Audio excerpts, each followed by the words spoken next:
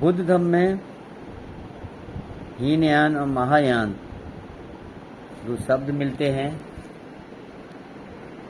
और ये दो शब्द ही बौद्ध भिक्षु संघ को दो भागों में विभाजित भी करते हैं।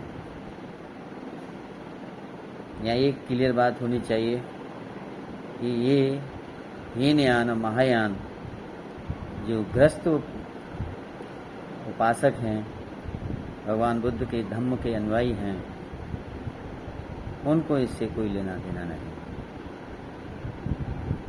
हीनयान महायान केवल बौद्ध भिक्षुओं के लिए ही भगवान बुद्ध के परिनिर्वाण के काफ़ी लंबे समय बाद, जैसा कि 100 साल बाद हो सकता है और ज़्यादा बाद, 100 साल से भी ज़्यादा समय बाद ये परंपराएं चालू हुई।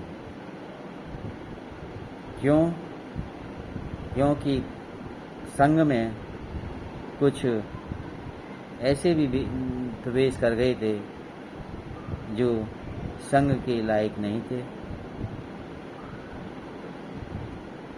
संघ के कुछ लाभ का आनंद लेने के लिए भी प्रवेश करे थे।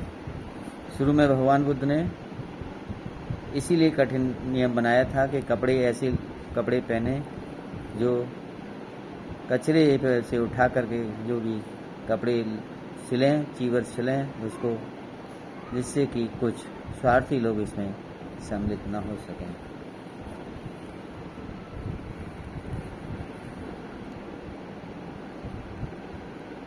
काफ़ी कठिन धर्म बनाया था भगवान बुद्ध ने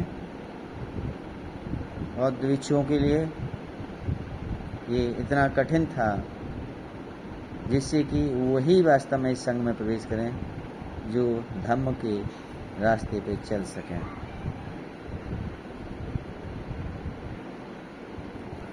भगवान बुद्ध के समय संघ के सभी लोग अनुशासन में रहते थे और भगवान बुद्ध के धम्म के अनुसार जीवन चलाते थे, जीवन यापन करते थे, संघ के अनुसार अपने लाइफ को चलाते थे।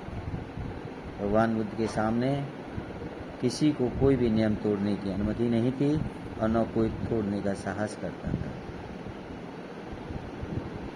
उनके जाने के बाद, उनके परिनिर्वाण के बाद, महापरिनिर्वाण के बाद ये बताते हैं सम्राट अशोक को भी ये पता चला था कि कुछ भिक्षु लोग इस संघ में इसलिए हैं कि उनको दान मिले, अच्छा दान मिले, कपड़े पहनने को मिले, चीवर, और आराम से रह सकें। जब सम्राट अशोक को ये पता चला तो उन्होंने ऐसे लोगों को दान देना बंद कर दिया और ये आदेश दे दिया था कि संघ से ऐसे लोगों को न रखा जाए, ऐसे लोगों को निष्कासित कर दिया जाए। ये संघ को सलाह दी सम्राट अशोक ने। सम्राट अशोक के बाद एक संगति हुई, भिक्षुओं ने मिल करके एक मीटिंग की जिसे संगति कहते हैं धम्म में। उस समय भिक्षु गण संघ दो भागों में विभाजित हो गया। जो लोग ऐशो आराम की जिंदगी भी जीना चाहते थे और भगवान बुद्ध को भी मानना चाहते थे, तो एक ग्रुप हो गया। एक ग्रुप ये हो, दूसरा ग्रुप ये था कि जो भगवान बुद्ध ने कहा है हूबहू उसी नियमों पर चला जाए।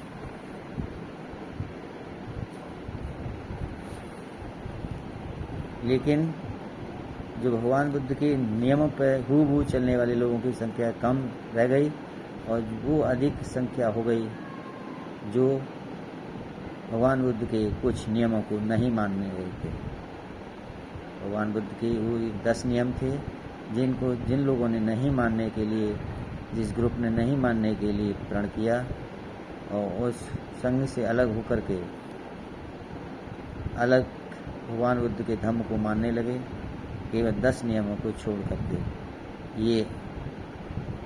ये जो गुट था यही महायान बना। हीनयान वो गुट हो रहा जो भगवान बुद्ध के बताए हुए किसी भी नियम को नहीं तोड़ना चाहते थे, उस नियम पर वैसे ही चलना चाहते थे जैसे भगवान बुद्ध के समय में। लेकिन वो संख्या में कम हो गए और उनका नाम हीनयान पड़ा। और जो लोग संख्या में अधिक थे, जो भगवान बुद्ध के 10 नियमों को नहीं मानने की प्रतिज्ञा कर ली उन्होंने, वो अलग हो गए और उनकी संख्या अधिक होती, इसलिए उनको महायान कहा गया।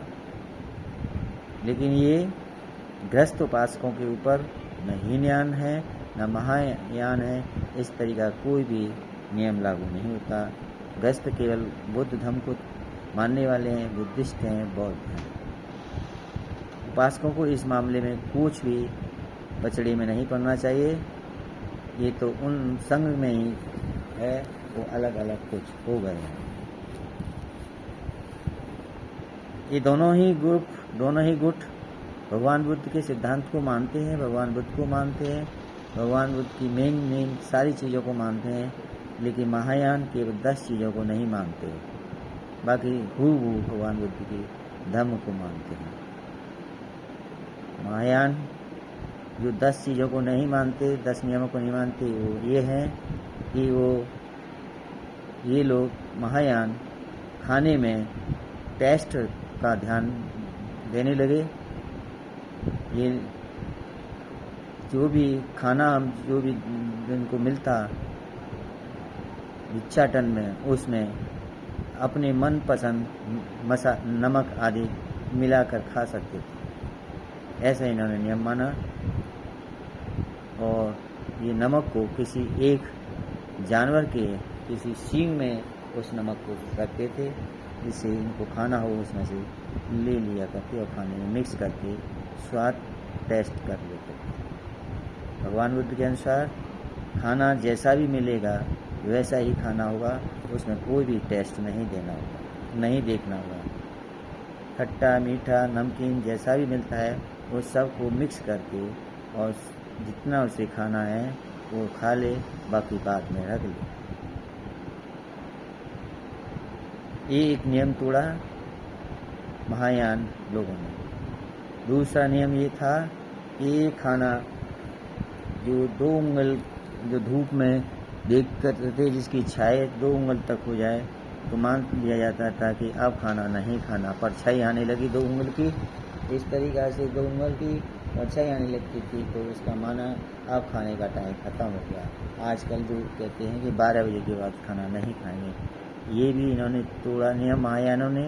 और 12 बजे के बाद में 2 उंगल की छाया के बाद भी ये खाना खाने लगे।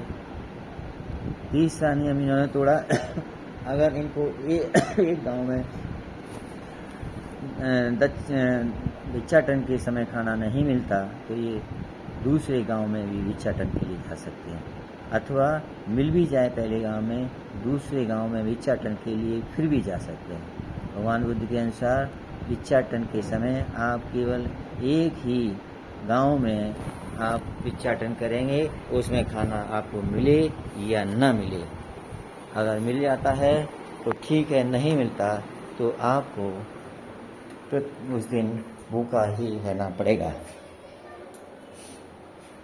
इसलिए ये तीसरा नियम इन महायानों ने गुट ने तोड़ा और भगवान बुद्ध के नियम के विरुद्ध चले। चौथा नियम इन्होंने तोड़ा कि जो आसन था, भगवान बुद्ध के समय आसन सीधा साधा सिंपल था। एक दरी के पे बैठ करके आप लोगों को देशना दे कर सकते, लेकिन ये अच्छी गद्दी पर बैठ कर भी ये देशना दे सकते हैं और उस पर सो भी सकते हैं। इसलिए ये भी एक नियम तोड़ा महायान ने। अगला नियम इन्होंने तोड़ा कि ये सोने चांदी रुपए पैसे के रूप में भी दान लेने लगे, जबकि भगवान बुद्ध के समय सोने चांदी का उपहार के रूप में लेना बिल्कुल ही मनाही था। इसलिए ये भी इन्होंने महायानों ने ये नियम तोड़ा। महायानों ने एक नियम ये भी तोड़ा कि अनुमति, मतलब जो संघ था, संघ में जो बुजुर्ग सीनियर जो वरिष्ठ बौद्ध भिक्षु होते थे, उनकी परमिशन से ही दूसरे भिक्षु लोग काम करते थे। बिना उनकी परमिशन लिए कोई काम नहीं कर सकते थे। इस नियम को भी इन्होंने तोड़ दिया। महायानों ने एक नियम यह तोड़ा, जब संगायन होता है, जब संगति होती है, मीटिंग होती है उनकी, उस समय कोई भी बात रखी जाती है तो बहस तर्क होता है उसमें, और वो चाहे छोटा भिक्षु हो या बड़ा भिक्षु हो, कोई भी उसमें ये बता सकता है कि ये बात गलत है, ये बात सही है। इसका भी इन्होंने मतलब महायानों ने ये तर्क की जो बात है इसको भी छोड़ दिया। इस प्रकार से इन्होंने और भी एक नियम और तोड़ा कि जो ताड़ का पेड़ है उसकी पेड़ की जो छाल होती है उसमें पानी निकलता है, उस पानी को कलेक्ट करके पीते हैं, वो बड़े आरामदायक शरीर के लिए होता है। वो पानी शरीर के लिए बहुत फायदेमंद होता है। अगर उस पानी को कुछ दिन तक रख दिया जाए, कुछ समय या दिन तक, तो वो नशीली चीज़ में परिवर्तित हो जाता है और उसको पीने से वो एक नशे का काम करता है, जो भगवान बुद्ध के नियम के विरुद्ध था। इसलिए महायानों ने इसको भी लागू कर लिया कि जो भी ताड़ का पानी है उसको कुछ दिन या कुछ समय बाद रखकर उसको नशे के रूप में भी यूज कर लिया जाए, जो कि सरासर गलत है, क्योंकि भगवान बुद्ध का जो 5वां शील है, नशीली चीज़ों का सेवन नहीं करेंगे। तो ये ताड़ का जो पानी जो है रख कर पीना और जो कि नशा उसमें होने लगा, ये महायानों ने भी चालू कर दिया। ये महायानों ने चालू और एक और नियम तोड़ा कि जो भी दान में दूध मिलता था, वो दूध को दही के रूप में जमा के रख देते थे, और दही को जब जम जाता था तभी भिक्षु लोग खाते थे। लेकिन महायानों ने इसको भी तोड़ दिया नियम को। इन्होंने जो भी दूध मिला उसको जमाने रखा, और वो न जमे उससे पहले ही इन्होंने यूज करना चालू कर दिया। इस प्रकार से इन लोगों ने इस प्रकार से 10 नियमों को इन्होंने न मानना, महायानों ने ये अपना न मानकर इस तरह के एक नियम बना लिया, और वो एक ग्रुप बना लिया जिसको इन्होंने महायान नाम रख दिया। दोस्तों, महायान और हीनयान के प्रपंच में कभी असली बुद्धिस्ट को नहीं पढ़ना चाहिए। इससे न तो कुछ भी लाभ और हानि नहीं है। भगवान बुद्ध के धम्म को इससे न कोई हानि नहीं हो सकती। भगवान का धम्म अभी तक वो ही अडिग है, हिमालय पर्वत की तरह डटा हुआ है। महायान बौद्ध भिक्षु लोग कुछ ये 10 नियम को नहीं मान रहे, उनका कोई एक व्यक्तिगत स्वार्थ हो सकता है, और हम तो यही कहेंगे उनका स्वार्थ ही है। हो सकता है उनको कुछ और लोगों ने बरगलाया हो, जो दूसरे धर्म के लोग हों, उन्होंने बरगला करके भगवान बुद्ध के धम्म में 2 गुट पैदा करने की कोशिश की, और वो लोग शायद 2 कामयाब हो गए।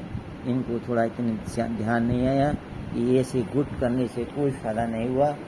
भगवान बुद्ध के धम्म को जैसा भी है वैसा मानना ही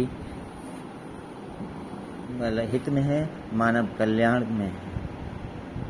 इसलिए अगर कोई भी व्यक्ति उपासक बौद्ध भिक्षु है, ग्रस्त है, या कोई बालक है, उसके माँ बाप बौद्ध हैं और वो बौद्ध घर में पैदा हुआ है, बौद्ध माता पिता से पैदा हुआ है, तो वो भी बौद्ध होगा नियम से।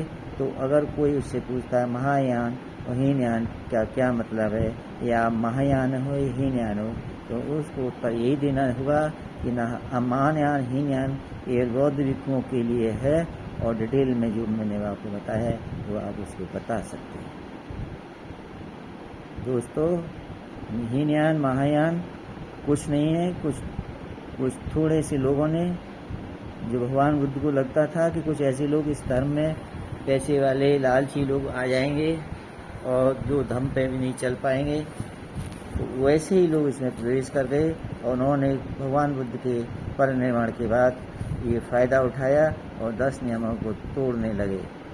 लेकिन एक बात जरूर सही है, कि महायान लोग भी भगवान बुद्ध के सभी नियमों को मानते हैं, केवल ये 10 नियमों को छोड़कर। आत्मा को न मानना, उनका ये वो भी मानते हैं। ईश्वर को न मानना, वो भी मानते हैं महायान। और अन्य जो भी हैं, पंचशील को भी वो मानते हैं, अष्टांग मार्ग को भी मानते हैं केवल, और सारे भी जो हैं नियम उन पर चलने की कोशिश करते हैं और चलते भी हैं। संघ को भी मानते हैं, लेकिन ये 10 नियमों को छोड़ करके बाकी सभी नियमों को मानते हैं। तो इन महायान हीनयान के कभी भी बहस में नहीं पड़ना चाहिए। इससे कभी मानव कल्याण नहीं होगा और बौद्ध धर्म को भी कोई लाभ नहीं होगा।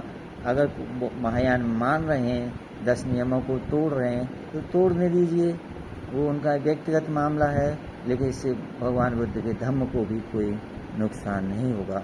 नुकसान होगा तो उन महायान के भिक्षुओं को ही होगा। धन्यवाद। जय हिंद।